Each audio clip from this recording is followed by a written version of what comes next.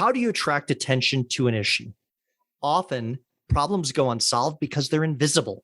And so it becomes the responsibility of thought leadership to shine a spotlight on the issue and make the right people aware of it.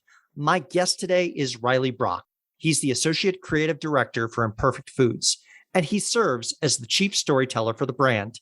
This involves acting as a communications bridge between the world of agriculture and the grocery buying public. I'm Bill Sherman, and this is Leveraging Thought Leadership. Ready? Let's begin. Welcome to the show, Reilly. Hey, thanks so much. It's a pleasure to be here. So I want to dive right in and ask a question about thought leadership with Imperfect Foods. What is the message that's at the heart of Imperfect Foods thought leadership? I'd say our core message is that food waste is an enormous but very solvable problem, and that all of us can and should get involved in solving it. And that actually solving it can be a lot of fun.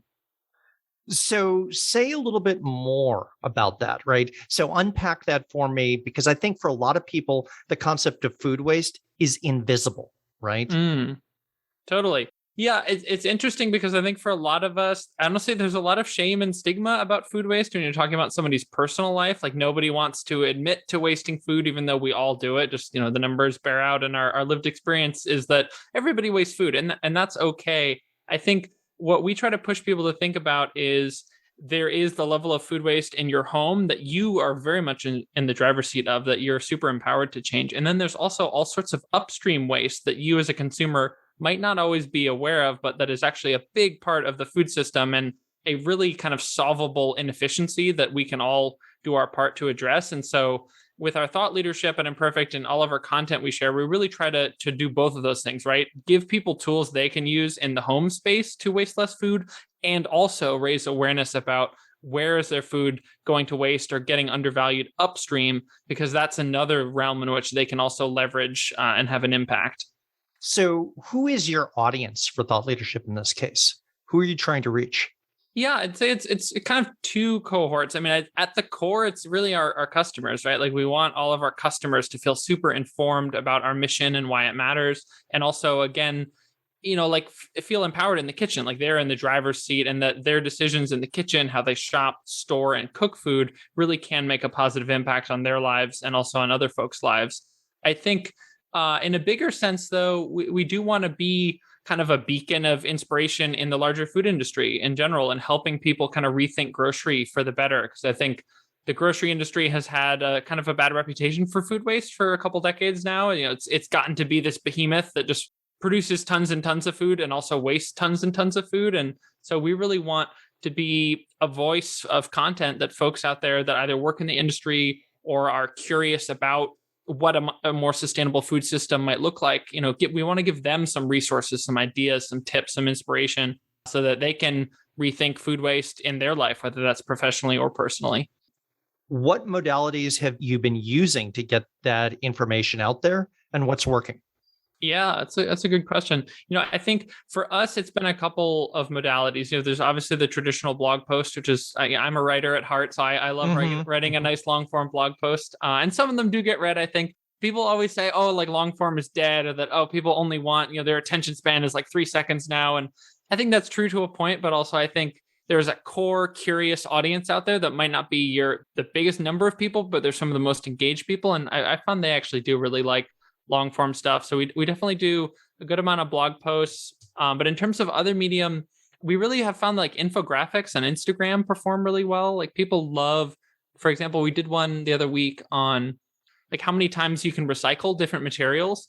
That, for example, that glass and aluminum are effectively indefinitely recyclable, whereas plastic and paper, it would be more effective to call it downcycling. You can only get a couple more iterations out of them. And posts like that, where you're able to convey stuff both visually and with text, I think always it does really well. It really helps kind of bring the info to life. And then I'd be remiss on your podcast if I didn't mention that we also have a podcast, and we've had good luck there doing thought leadership as well, interviewing change makers in business, authors, activists, entrepreneurs, and basically anyone working to make food more accessible, less wasteful, more sustainable in the long run. So we really try to, use a variety of different mediums, because I think there's kind of a different kind of type of person might engage with each one, Well, and in addition to different people, I think there's sort of a progression of awareness, right? So you may stumble across something on an Instagram post and then later encounter that blog article and go, oh, that was interesting. Tell me more. Totally. You and I, we love to write, we love to read. I like long form sort of pieces, but not everybody wants to. And we don't have time for all of Yeah. the long form, right? Definitely. I like to think about it in terms of kind of like an atom, where I think at the nucleus of a lot of stuff, I like to think of the longest form piece of content because that's where the most context is, both for me writing the other pieces, but also for the, like you said, the really curious audience. And then there's also this auxiliary content that maybe takes bits and pieces of it and repurposes it out in kind of like the outer shells of the atom. But at the core is like the longest form expression of it, whether that's like a podcast or often a blog or something like that. But then you can always, like you said, get extra mileage out of it, which, and I think as a brand is always a great idea to use your creative wisely, because, creating content takes a lot of time and effort, but also for, like you said, for the customer to give them a bunch of different ways to digest it. Because not everybody wants that long form thing, or at least that not everybody wants it, immediately, like you said. Well, and I think you've got two potential audiences that may be worth sort of segmenting out: current customers and then prospective customers, right? So the people who already work with you and get groceries delivered versus people who say, yeah, this is interesting. Tell me more as to why this is better than another solution. And so you have to do persuasion through thought leadership. Totally. Yeah. For the prospective customer, it might, like you said, it is kind of this interesting invisible problem, especially like farm level food waste.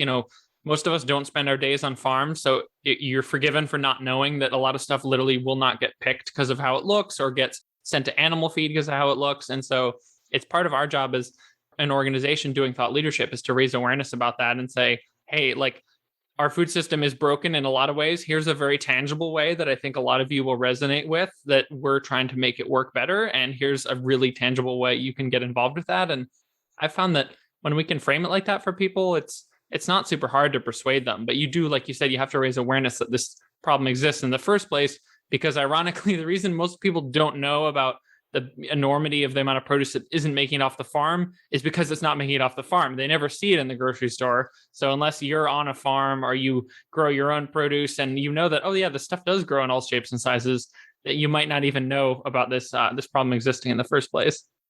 And I think that points to one of the functions of thought leadership, which is incredibly powerful, which is making the invisible visible. Yeah. It has the ability to shine that spotlight on a problem that others would just walk past day after day. Totally. Yeah. And I think also to give people tools to meaningfully address it and not just superficially address it, or address it in a way that feels nice, but isn't actually moving the needle that much.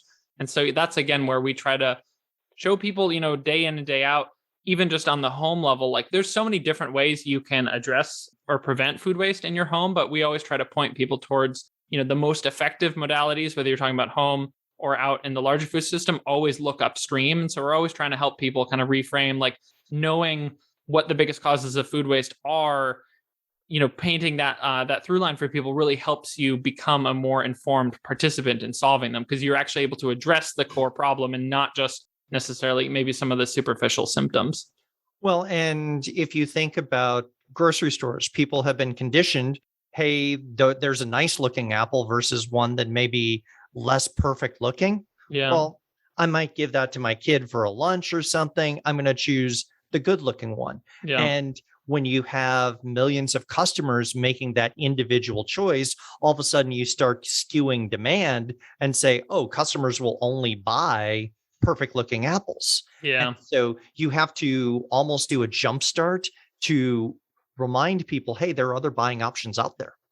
Totally. Yeah, it has been, I think early on that was a really big challenge, just to show people like, hey, like apples don't all look like this. What's been cool actually for me as someone who's been doing this at this company for 5 years now is I think we actually have moved the needle. Like when I started at the company, and this is not just Imperfect, I think the food system in general has progressed. But when I started at the company, food waste was this kind of niche issue. Like there had just been one John Oliver segment about it, and it felt like people were starting to wake up, like this is a problem out there we should address. And I don't know. My sense of it now is that it has become more mainstream, and you have major corporations coming out and making statements about, hey, we got to do better than this. And I think that's been really inspiring to see that this isn't a niche issue. This isn't just a quirky startup issue. This is something that every, business and every individual and every government is starting to wake up to, especially in the frame of climate change. Like, if we're going to meaningfully address climate change, which we have to, food waste is the low-hanging fruit of the low-hanging fruit, right? Like, if we're talking about preventable methane emissions, for example, landfills are some of the biggest sources of methane emissions in this country.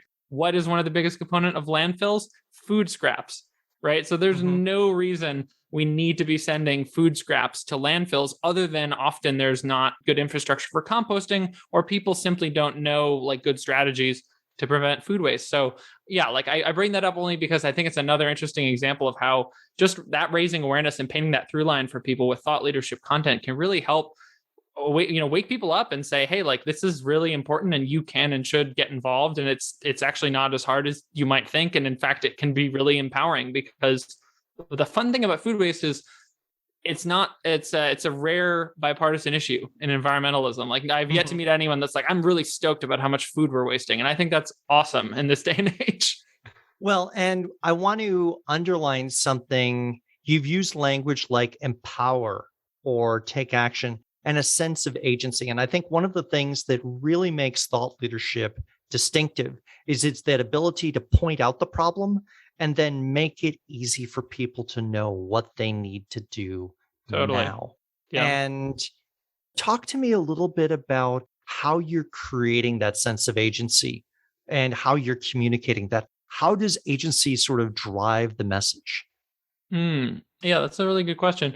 I think the first step to creating agency for other people is kind of creating it for yourself, like understanding the problem in depth so that you can kind of see the bigger picture. Because I think, even as professionals who kind of research this stuff, it can be, you can get kind of stuck in just one piece of it. But if you just keep asking follow-up questions, keep looking at the bigger picture, I think it becomes really empowering for yourself to see, wow, like here's 3 ways I think I could make a bigger impact in my life. And then I think once you get an issue, once you kind of get that understanding and internalize it better, then I think for me, I just feel like it creates this excitement to share, I guess is the best way to put it. Like, when I learn about something that I find really exciting, it's like, wow, this could be really impactful. There's this, like, I feel like I just have to, I need to, it's like a spring, just like I need to go out and share this with more people. So I think that energy and that kind of eagerness to share knowledge with others, like, that's really at the core of like my process. Is I try to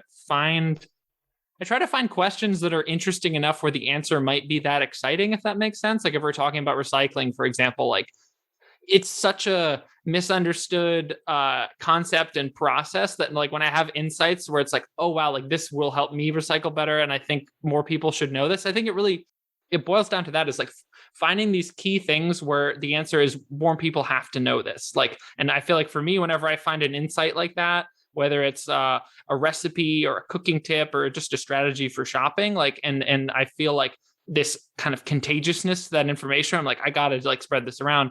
That's always like, a green flag, or like the North Star for me, is if it gets me excited and makes me feel empowered, I've learned to kind of trust my instinct on this, that like, that's normally a really great sign that there are in fact other people that will get excited about it. And I think part of what's so important with sustainability content is a lot of this stuff is not taught in schools. And so I also see the role of thought leadership is, like you said, kind of shining a light to stuff that, again, frankly, I think people should be taught in schools. Like, I think people should learn basic stuff like financial literacy and how to feed yourself in school. And they should also learn what recycling is. Where does food come from? Yeah. Where does food come from? What recycling is, what it isn't, why composting is important. Like, it's some of these basic sustainability things, because unfortunately, the alternative to that is you either learn from it from like big industry, which never will really give you clear cut info, or you kind of just get this soup of like what the media is saying and kind of what the dominant narrative is, which is often like really incomplete, right? So I see a huge challenge is just like, how do we get back to basics around stuff like food and really show people some stuff that it should be common knowledge, and let's kind of democratize it. Like, that's a really key driver. So I have the advantage of we're recording with video on Zoom. And I can see sort of the spark in your eyes as you were talking about that spring of energy when you find the story or the insight that you want to share. I think that is one thing that is absolutely essential because your audience will never be more interested in a topic than you are, right? Yes. If you're bored when you're creating the asset, Yes. they're going to check out. Totally. They can taste it. And that's I found really good. The best content I feel like I've produced has been stuff where I was just really stoked about it. And it's I've got to share this because if I don't, then it's just going to stay bottled inside of me. And I'm just going to vibrate until it comes out. Right? Absolutely. If you are enjoying this episode of Leveraging Thought Leadership, please make sure to subscribe. If you'd like to help spread the word about the podcast, please leave a 5-star review and share it with your friends. We are available on Apple Podcast, Spotify, and all major platforms, as well as at leveragingthoughtleadership.com.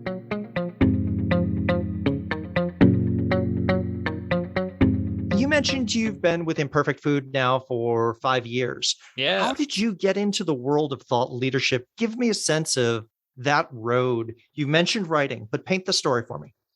Yeah, I think, I was lucky in it when I joined. It was I was one of the first people on the marketing team. So at that stage, they needed everyone to do a little bit of everything. But they also, when I joined in 2016, they really needed someone to just be like a brand evangelist and just be really excited and raise awareness about these topics. And that's, I think, just one of my core characteristics as a person is I'm very curious and I get really excited about stuff. And so I think early on, it was just kind of intuitive and I was almost like kind of stand-up comedy for me, where each week on social media, I would just try out content. And the great thing about social as a format is it's very iterative and you learn very quickly what people like, what they don't, what stats resonate, what don't, what images work, what don't.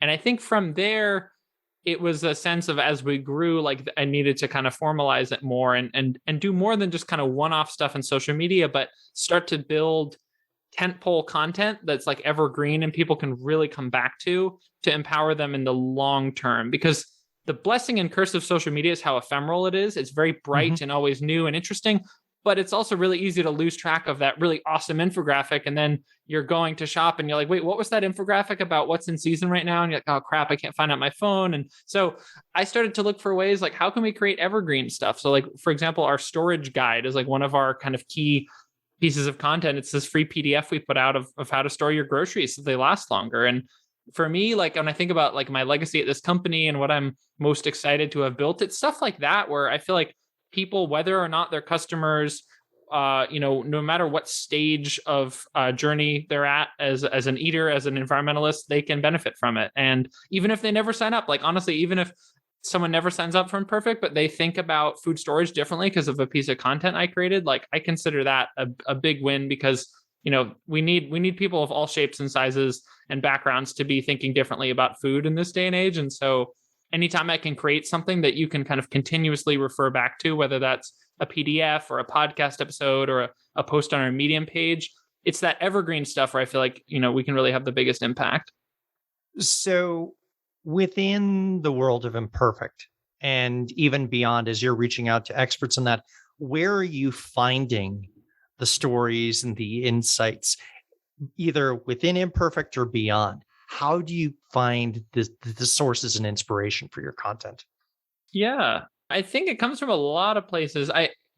Early on, I kind of decided that my role in a lot of ways was kind of like being an embedded investigative journalist at the company. So I feel like I'm constantly just kind of badgering people at the company about like to tell me more about stuff, what we're sourcing, new projects and all that, but also just out in the world. I think some of the most inspiring content I felt like I've created was around farm visits, actually. I think in terms of literally grounding you in our food system, like there's few things that are better than visiting a farm and meeting the people that grow food and asking them about their struggles and about what they enjoy about it and what's unpredictable about it. And I think that's been some of our greatest content. I think another source I really like is kind of taking more like wonky like industry data and findings and translating it into terms the public can get behind. So the folks at Refed do amazing research about food waste, but it's like very in depth and very data A table with intensive. footnotes or something, Yeah, right? And yeah. It's, I mean, nobody's going to be reading that. Yeah. some of it is a little bit. I mean, they have this great thing they put out recently called the Insights engine that actually kind of took this data and gave it like a fresh face and some really fun interactive pie charts and stuff. But for me, it's things like that get me excited as well. Like when I see kind of industry research where, again, I'm like, this should be common knowledge, or there are key insights here that the public ought to know. Like that's definitely a big inspiration for me. But I mean, I try to talk to as many different people throughout the food chain as I can, and thankfully, because of what we do at the company, like I have contacts at a lot of different types of organizations and farms and food producers and stuff. So that's been really awesome and empowering for me to get to talk to these people one-on-one. And just, I think everyone's been very giving. I've been very pleasantly surprised. Like people that grow food for a living are very interested in talking to you about it and sharing more about their life. As we've said, you've been in the field now for 5 years.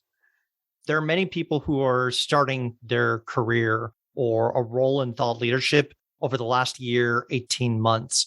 My question for you is, what advice would you give someone who's starting in a thought leadership role? What should they do more of, or what should they avoid?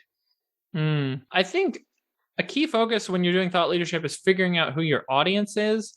And also, I think implicit in that is something that's kind of hard in this day and age, which is deciding who your audience isn't, and then being okay with the fact that this content it might not be for everybody, but that's the point. I think a mistake you could make is trying to make it so watered down and palatable for a huge variety of audiences that it's kind of, it's wishy-washy or bland. I think your content should have a perspective and a point of view and a goal that matters, I think, to you first and foremost. And I think, like we talked about earlier, if you have that earnest enthusiasm, your audience will get it.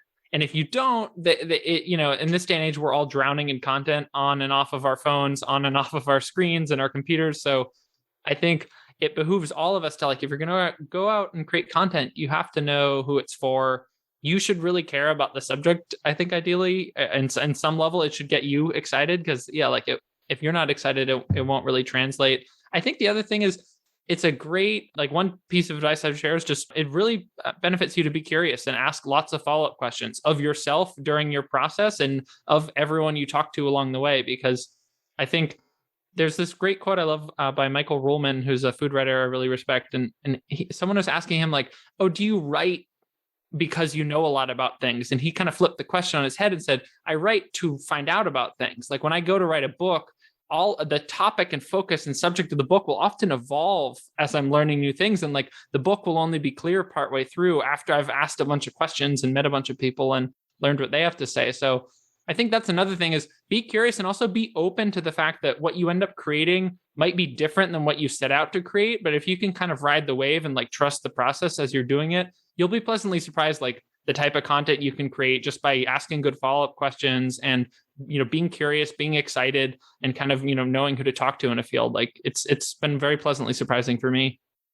One of the powerful things that I think is a thought leadership practitioner that you can say is, when someone who is an expert shares something, acknowledge that you didn't know that before. And I think there's this sort of secret desire that a lot of us have not to show that we don't know things. Yeah. But if you say, hey, I didn't know that, tell me more. Yeah. That allows the curiosity to run free.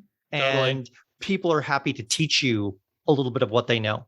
Yeah, no, that's really well said. I think that, looking at my younger self, I think I was really often too eager to know it already, and wanted to, like you said, to feel just secure. And oh, no, I know that. But like you said, it really benefits you to be curious and, yeah, be humble. Like you said, there's been so many times where I've been humbled talking to chefs or talking to farmers about food, and they'll just lay down knowledge I had no idea about. And I think if you can, like, there's a great thing about humility where it, like you said, it actually does invite better conversations. Because if you kind of lower your guard for people and say, hey, actually, I didn't really know about that, can you tell me more? Or, wow, that's really surprising to me. Or like, you're really blowing my mind with that. Like, elaborate, like, why is this not more common knowledge? People then, they feel kind of authorized, or they feel like elevated, like, okay, wow, like you're really seeking me out as a position of authority. You're really respecting my lived experience and my expertise that might be quite different from yours. And I think that's where you get some of the best conversations. And people want to feel that you respect them and Yeah, hear them, right? 100%. And so you have to come in with that mindset.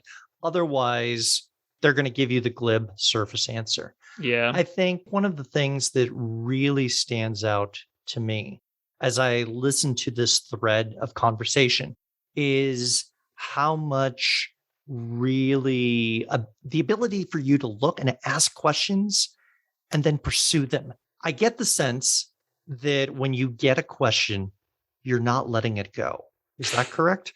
Yeah, there's been some that are like kind of pet questions that I'll keep on the back burner. Like we had this one of the earliest questions we've gotten at Imperfect is why do you not sell bananas?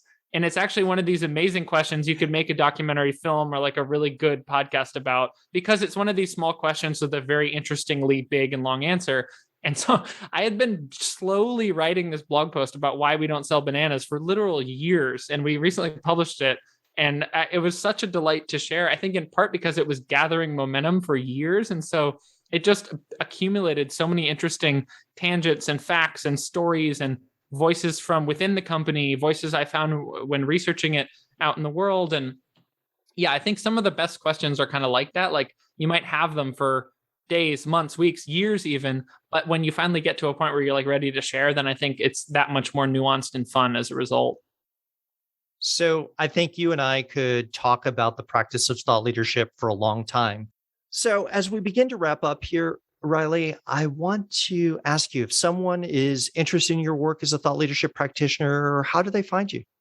Yeah, definitely connect with me on LinkedIn, Reilly.Brock, ReillyBrock. And to learn more about Imperfect, head to imperfectfoods.com or follow us on your favorite social media platform. Check us out on Medium. Check out our podcast, Unwasted. Lots of different ways to get involved and also just dive into some of this fun subject matter. I like to share content every week about tips, tricks for making better food and reducing food waste. So yeah, check us out. And you said that the story about why you don't sell bananas is published. Can we It's leave a out. link to that into Yeah. the show notes? 100%. We'll throw a link in the show notes. It's on our content site, The Whole Carrot. And yeah, it's one of my proudest accomplishments recently was finally answering the question, why do we not sell bananas? Thank you, Reilly. Thank you so much. It's been a pleasure.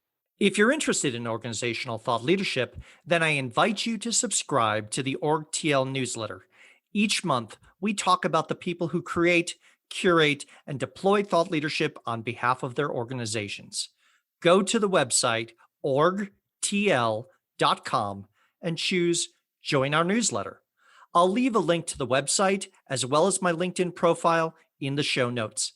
Thanks for listening, and I look forward to hearing what you thought of the show.